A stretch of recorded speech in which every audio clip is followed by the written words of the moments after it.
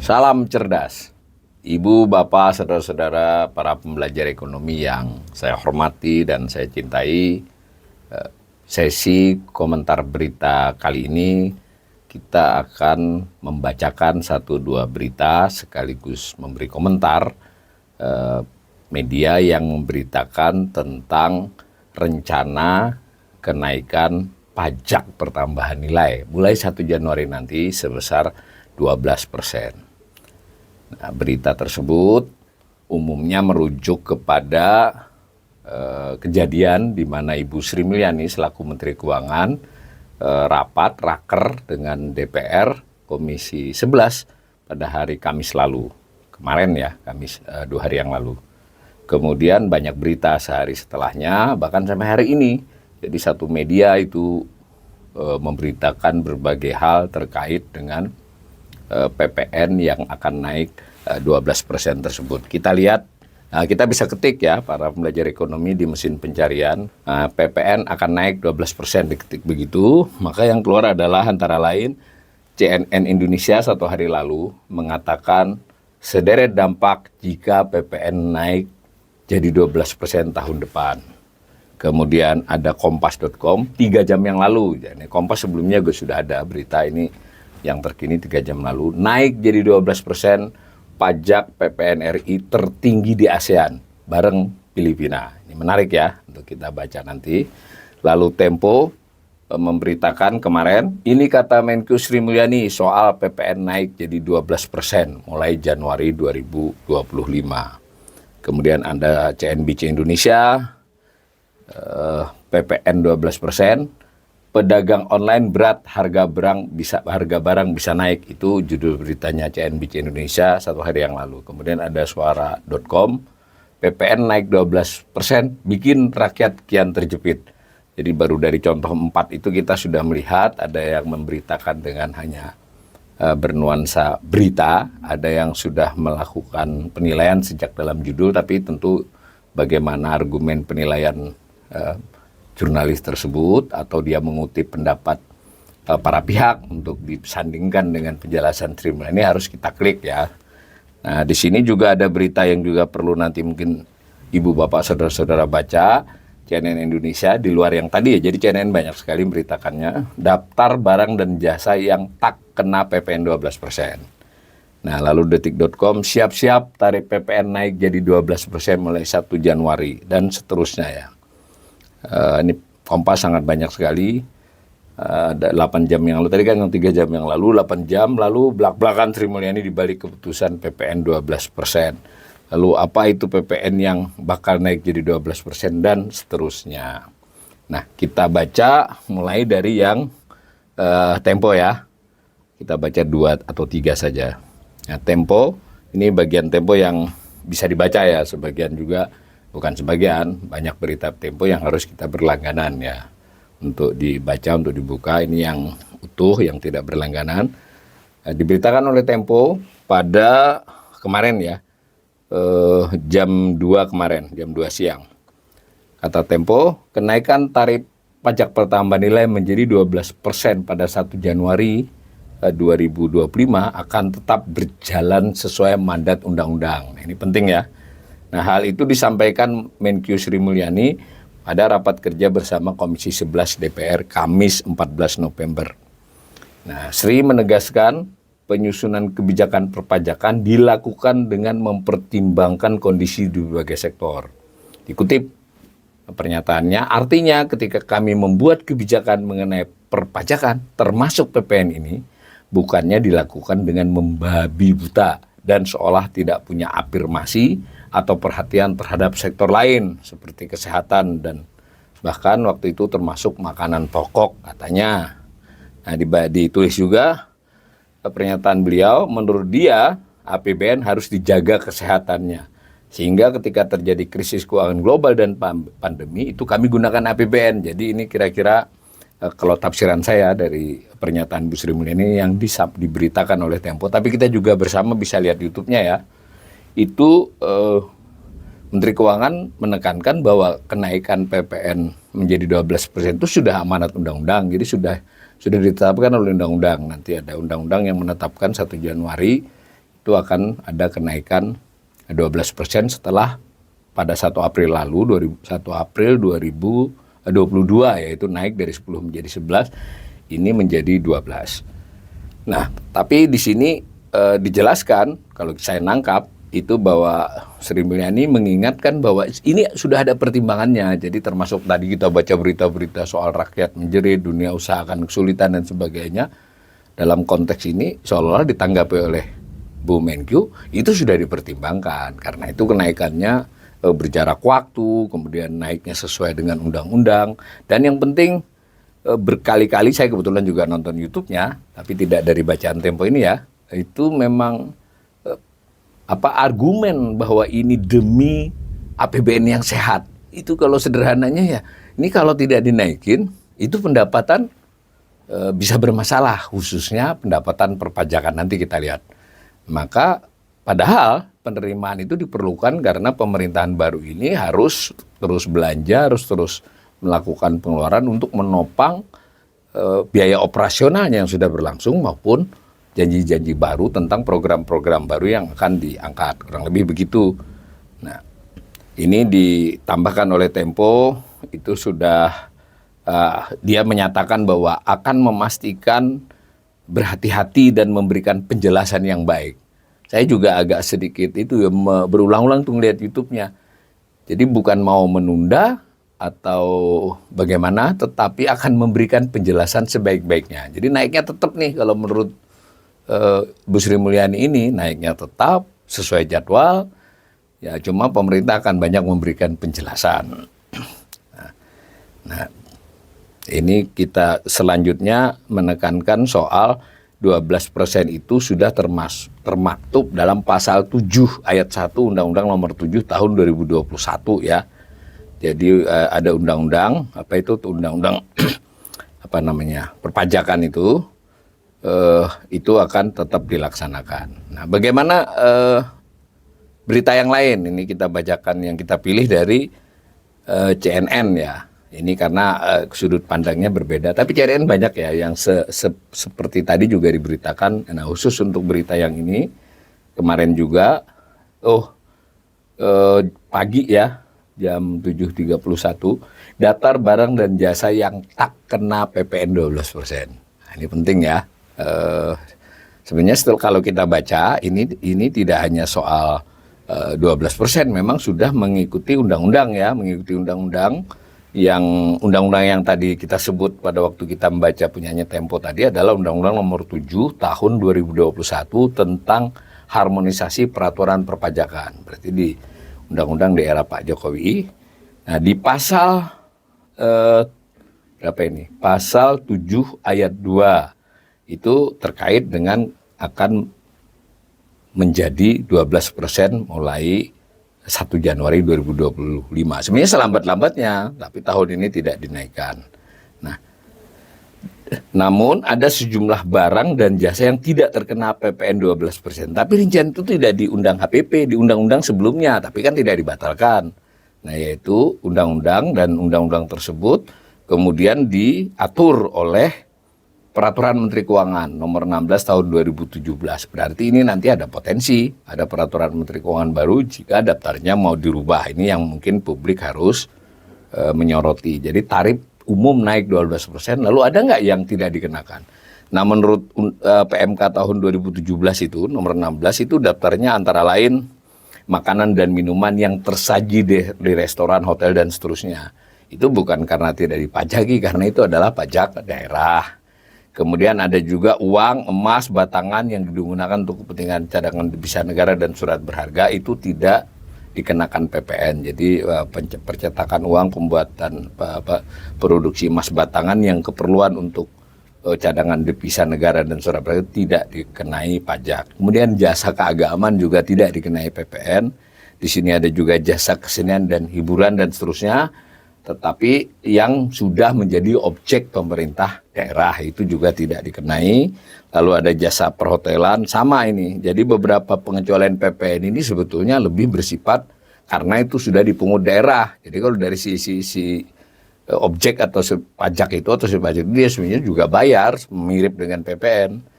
Nah, memang ada beberapa tambahan, ada jasa yang disediakan oleh pemerintah dalam menjalankan pemerintahan secara umum, kegiatan pelayanan tertentu yang sesuai peraturan perundangan tidak kena PPN. Nah, ada lagi tambahan daftar barang ya, itu tadi jasa, beras dan gabah berkulit, dikuliti itu tidak kena. Jagung dikupas maupun belum tidak kena. Sagu tidak kena, kedelai dan seterusnya ya. Dalam konteks PPN-nya. Ada daging juga segar, ada juga telur. Nah, kita selama tidak diganti PMK-nya ini berarti tetap tidak dikenakan. Karena pada waktu itu ya pajak 10% kalau 2017 kan. Nah, karena pajak yang tarif 11% mulai 1 April 2022 dan akan 12% pada 1 Januari 2025. Nah, tapi saya ulangi lagi, itu banyak reaksi ya. Jadi banyak reaksi yang seperti kita bacakan tadi. Nah, satu lagi kita perlu juga mengetahui apa itu PPN. Nah, ini bisa dicari di mesin pencarian, kita bisa melihat, membaca. Lalu bisa juga kita satu lagi di luar tadi yang tidak dikenakan, ada juga PPN dikenakan tapi ditanggung pemerintah. Jadi dari sisi objeknya itu atau subjeknya itu tidak bayar, yaitu adalah untuk perumahan rakyat ya. Jadi pajak pertambahan nilai ditanggung pemerintah PPN DTP yang masih berlaku sampai dengan Desember 2024. Ini mungkin belum terangkat nih ke publik ini apakah, karena kemarin diperpanjang harusnya berakhir pada tanggal, kalau saya tidak salah tanggal 30 September ya. Jadi bertambah 3 bulan sampai akhir tahun, diperpanjang Desember. Nah, ini apakah nanti di 2025 berlaku gitu, jadi PPN-nya berlaku dan ya tidak tahu, kena 12% juga atau bagaimana. Yang penting ini sebenarnya mesti jadi sorotan juga, karena dengan demikian harga perumahan rakyat, harga perumahan bersubsidi pastilah lebih tinggi daripada jika masih ada DTN DTP PPN-nya.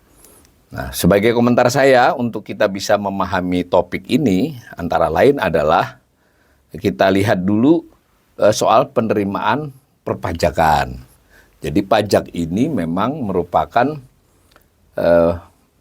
satu dari dua kelompok besar penerimaan negara, pendapatan negara, yaitu penerimaan perpajakan dan penerimaan negara bukan pajak. Dan penerimaan perpajakan jauh lebih besar ya, hampir sekitar 75%-nya itu adalah penerimaan perpajakan. 20-25% baru penerimaan negara bukan pajak seperti sumber daya alam, layanan publik dan sebagainya. Nah, kalau kita lihat penerimaan perpajakan ini angkanya biru ini angka merujuk ke sana. Jadi pada tahun 2024 ini diharapkan di outlook berarti perakiraan pemerintah 2.218 triliun. Itu adalah meningkat dibandingkan 2023 sebanyak 5,88%. Nah, saya ingin mengajak ibu bapak saudara-saudara ini melihat tren presentasi kenaikan. Ingat 2022 itu ada kenaikan tarif kan dari 10 ke 11. Sehingga tahun 2022 ini selain karena pemulihan ekonomi akibat Covid sudah terasa, ada faktor naik pajak. Nah, ini menarik ya, 10 jadi 11. Kebanyakan orang mengira naik 1%, bukan ya, yang naik 1% itu 1% poin. Kalau dari sisi kenaikannya 10%, dari 10 menjadi 11 itu kan naik 1 dibagi 10, sebenarnya naiknya 10%. Maka dari sisi pemerintah bukan 1%, maka potensi kenaikannya menjadi 10%, kan gitu loh. Nah, ini dulu yang kita pahami. Sama dengan ketika dari 11 ke 12 itu bukan 1% poin, itu hampir 10, mungkin 9,8 ya. Tetapi penerimaan perpajakan ini kan total, sedangkan tadi adalah soal PPN saja. Nah, ini PPN ini pada tahun 2023 35,45% dari total perpajakan. PPN-nya itu dua ya, pajak pertambahan nilai dan PPNBM, pajak penjualan barang mewah, itu barang mewah impor tapi disatukan. Pada tahun 2024 ini yang sedang berjalan diperkirakan kalau sesuai target itu 36,93%. 2025 yang sudah diketok itu 38,84%. Jadi PPN itu sekitar persentasinya 35-38% dari total perpajakan. Kalau dilihat ini dan dilihat kenaikannya PPN, karena tahun 2024 yang berjalan ini naik tapi 11%. Ingat, kenaikan yang besar adalah 2021 ke 2022. Ada dua sebab. Terjadi pemulihan ekonomi dan ada kenaikan tarif dari 10 menjadi 11. Nah, tapi setelah itu kenaikannya kan lebih landai itu. Terus menjadi 2024 ini menjadi hanya 11%. Nah, ketika diasumsikan bukan 7,28 malah maaf, yang naik 2023 cuma 11%. Jadi karena tarifnya tetap 11 ya. Nah, menurut saya tidak diberitahu bahwa ketika dirancang APBN naik mencapai 15,37% atau ditargetkan 345 triliun PPN dan PPNBM itu 2025. Menurut APBN yang sudah diketok tapi belum dijalankan karena masih nunggu 1 Januari, itu menurut saya sudah ada asumsi bahwa kenaikan itu akan dijadikan. Karena kalau tidak, kemungkinan tidak segini targetnya. Nah, gitu ya. Jadi bisa dibayangkan ya, kalau ternyata ditunda kenaikannya, maka target 945 triliun dalam hal PPNBM ini memang sulit tercapai. Nah, kira-kira begitu.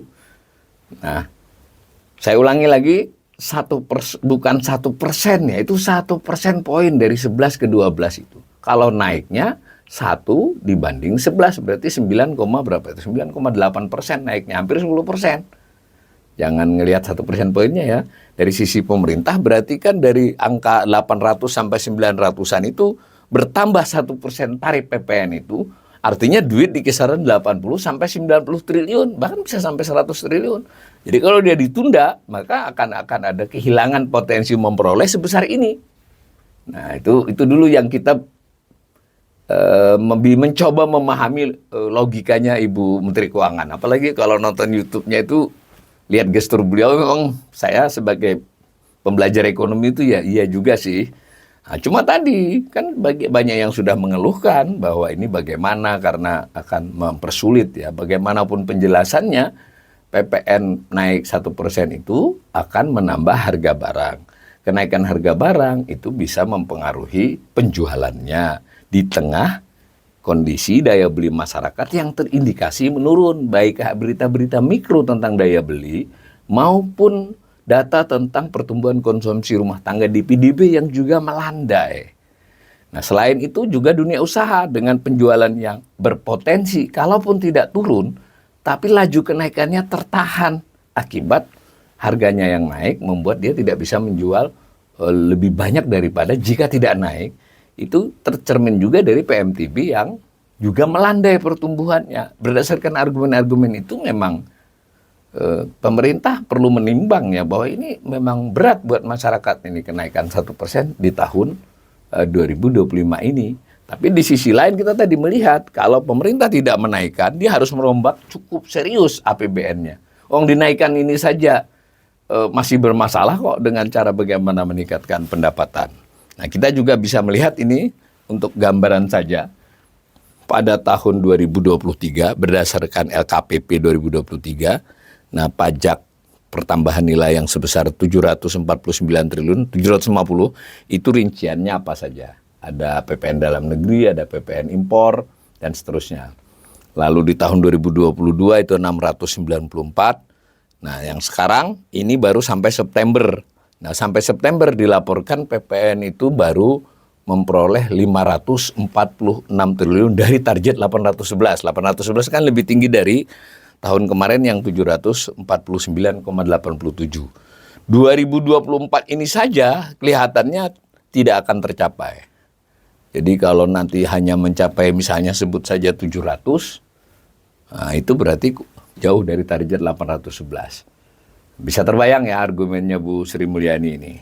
Tetapi saya kembali mengunci komentar ini, disinilah sebenarnya pemerintah memang harus menimbang seluruh hal, kemudian mencari tahu, dan bisa jadi solusinya bukan secara keseluruhan gitu. Bisa saja PPN-nya itu ada PMK yang mengatur PPN mana yang sudah 12%, yang mana belum 12% atau bagaimana. Tetapi memang problemnya karena dia sudah ditetapkan oleh undang-undang, kalau pemerintah menunda atau tidak jadi menaikkan, dia harus buat undang-undang. Nah, karena waktunya mendesak, dia harus buat peraturan pemerintah pengganti undang-undang. Dilihat dari penjelasan Ibu Sri Mulyani dan dilihat dari sisi kalau mau buat perpu ya harus ada persiapan konsepnya, kemungkinan tetap akan dinaikkan. Dan itu berarti akan merupakan beban tambahan bagi perekonomian Indonesia di tahun 2025 nanti. Mudah-mudahan hal-hal buruk tidak berkembang ya. Mudah-mudahan pemerintah mengimbangi kalau umpama mereka memaksakan menaikkan PPN ini sesuai jadwal, itu mereka mengimbangi dengan kebijakan-kebijakan lain yang bisa meringankan beban masyarakat atau bahkan memberikan dorongan dan bantuan yang membuat masyarakat bisa lebih banyak bekerja, memperoleh pendapatan, dan mengembangkan perekonomian secara berkelanjutan.